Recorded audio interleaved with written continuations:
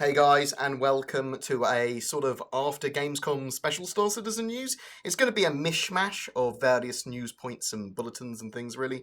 I'm going away for the weekend, so tomorrow onwards I'm away. I'm going to I-58 or Insomnia 58, and we're having a Star Citizen meetup there too at Saturday the 27th at 4 p.m. That's the Birmingham NEC Weatherspoons pub in the Piazza in the NEC building. You don't need an I-58 ticket to come to the bar if you don't have one, although if you do, then you can have a look around the expo as well, which is cool.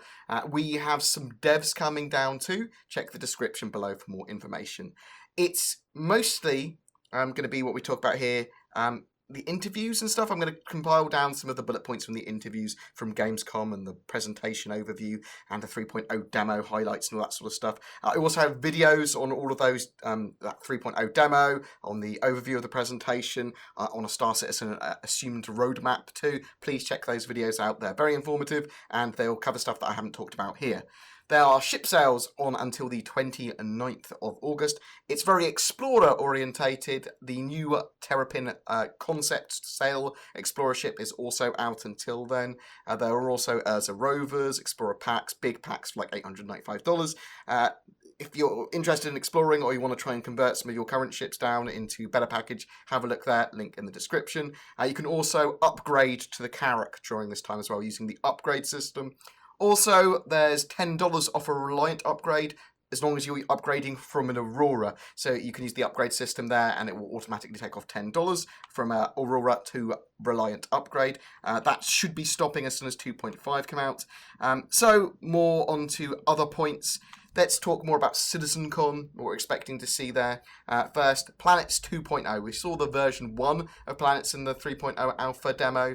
2.0 is going to be with vegetation, water, oceans, a lot more polish. It's also the artist tools creating much more detailed kind of planets. So they're going to be able to model, sculpt planets to an incredibly high level of detail very quickly with these tools, mapping out where they want different biomes and being very precise if they want to be, as well as a load more detail when they really want to get really close in and want to drop in landing zones and that sort of stuff. Kind of blends in with the procedural tech. Also at CitizenCon, we're going to see apparently some voice over IP stuff. If that comes out straight after CitizenCon, I will be so happy. That's so important in the game.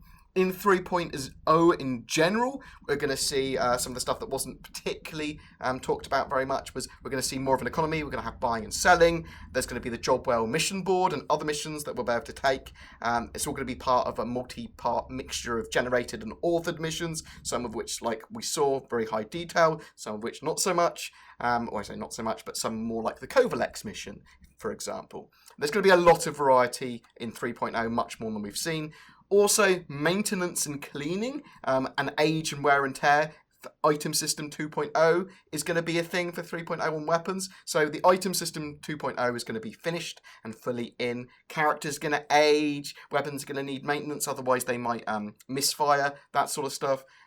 3.0 is a huge thing. It's procedural planets, areas to visit, the beginning of the Stanton system, so they put all celestial bodies in there, and then subsequent patches will flesh out the Stanton system more, but there's going to be a lot to explore in the 3.0 launch.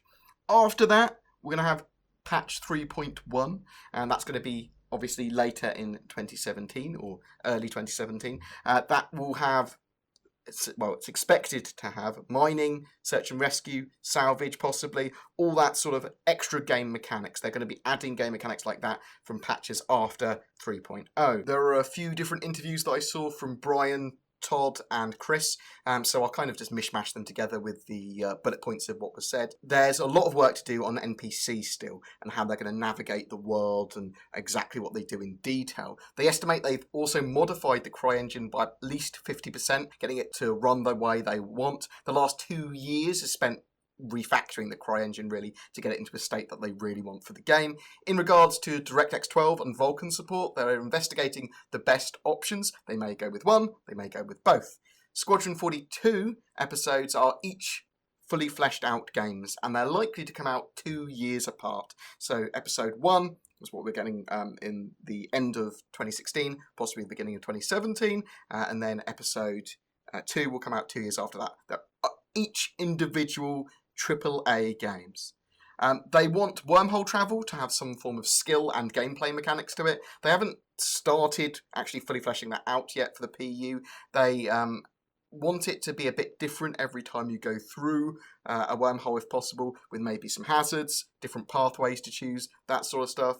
There's systems, or they want there to be systems, in place for larger urban zones and certain planets, and how you approach them on the ground, air and space. You probably won't be able to go everywhere on a fully urbanized planet, or like a huge industrial planet, and that would just be hell for them to be able to model a giant industrial planet and you would be able to just fly out wherever you wanted. So there's going to be some systems in place in certain planets where you can only land in certain zones or only approach in certain ways.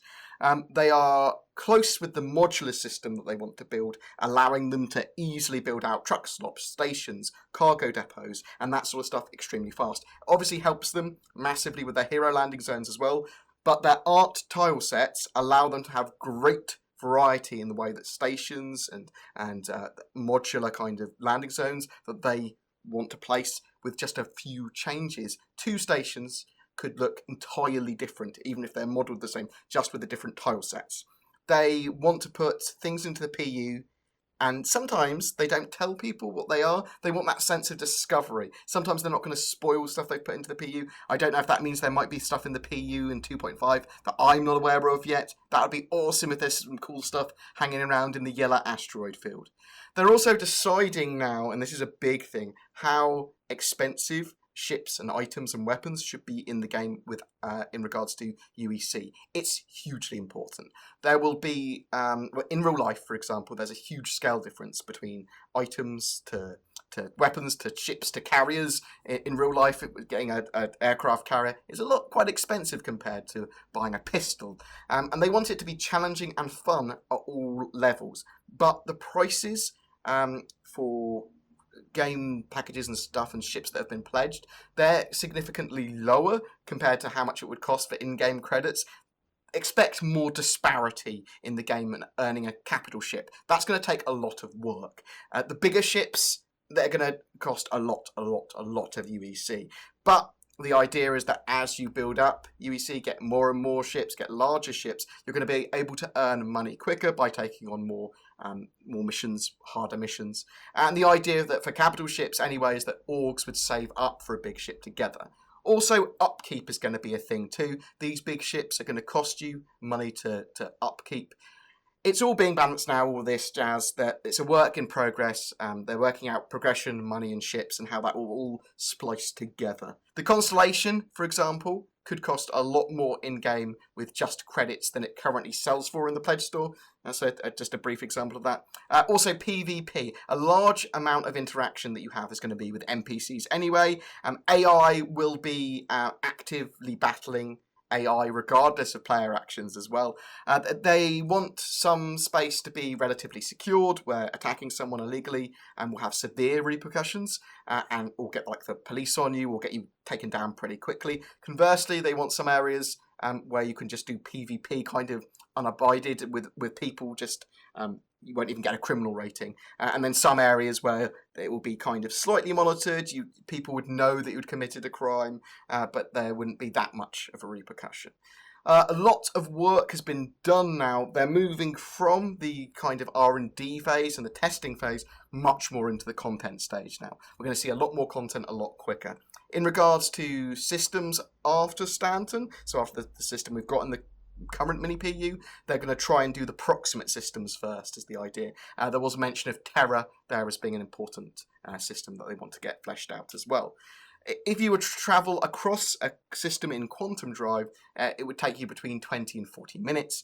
The idea, though, rather than to do that, would be to they want you to spend hundreds of hours in a single system for gameplay. That there's going to be encounters in space, there's going to be a load to do in each system. It's going to be very densely packed with things to do. So there's hundreds of hours of gameplay potential in each system.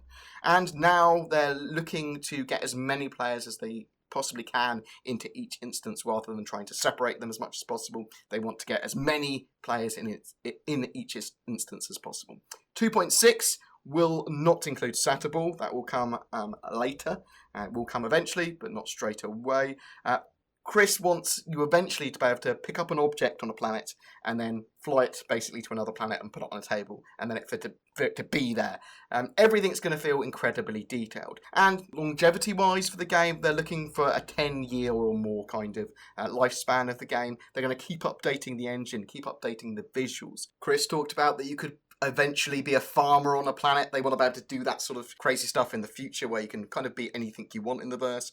Item System 2.0 will be completely in by Star Citizen Alpha 3.0. I'm hoping that means that we're going to have a lot more ship information. We're going to be able to see all the ship stats and how they compare to each other as well, and all of the refactored components will just be there by then.